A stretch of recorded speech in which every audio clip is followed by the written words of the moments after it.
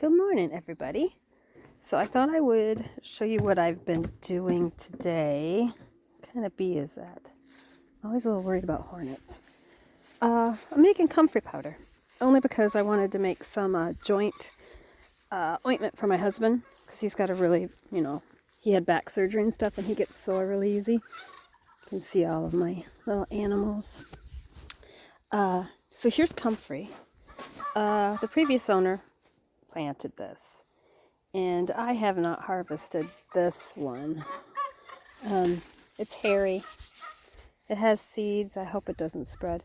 I just learned that if you have comfrey and you could put it on the edge of your garden, what happens is nothing grows. So if you come in here and you tromp this down, it will keep the grass from growing into your garden or wherever you wanted. You could put it in an orchard or whatever you wanted.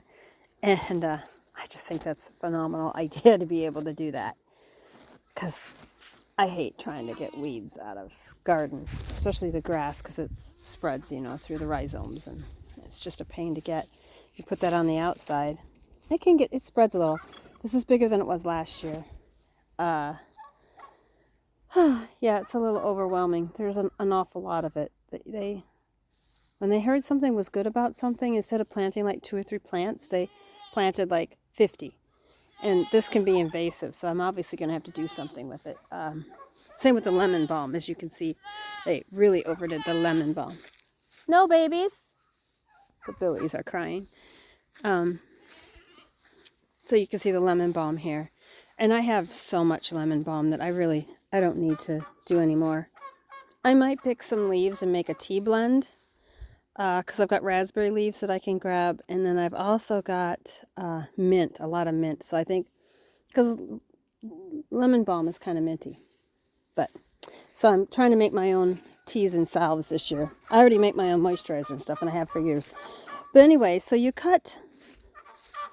I would cut it down at the base, and then I wrapped it and I hung it to dry in the house. I'm gonna have to go inside because the turkeys aren't going to be quiet. They just don't listen very well. I've been canning and processing, so my kitchen is trashed actually right now. It's just a huge mess. So here's what's left.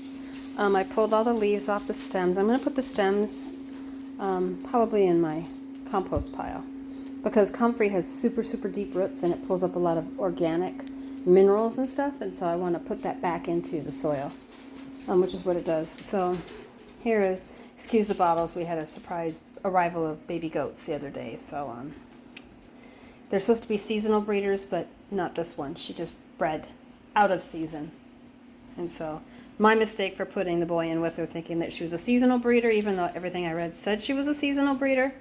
She's not. But anyway, back to the comfrey. This is just a coffee grinder, little Mr. Coffee. It's the grinder, and what I do is I put the leaves in there, and then I grind it up. It's a little noisy, like this. I just put a couple in there so you can see what I'm doing. Pull this back. You kind of have to pulse it because the leaves are super light because they're all dried.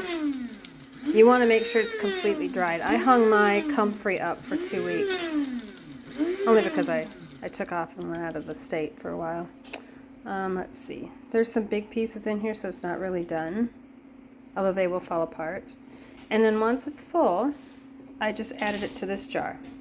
Now there is, I always write it on the bottom. There is, let me see if I can find it in the jar. I don't know if you can see it. There it is, you can see it. It is one of those silica gel things that absorbs moisture. You get them in your medicine bottles, and I always save those so I can reuse them. So my goal was to have a quart of the comfrey powder. So I'm still going to have to dehydrate a little bit more, but not much.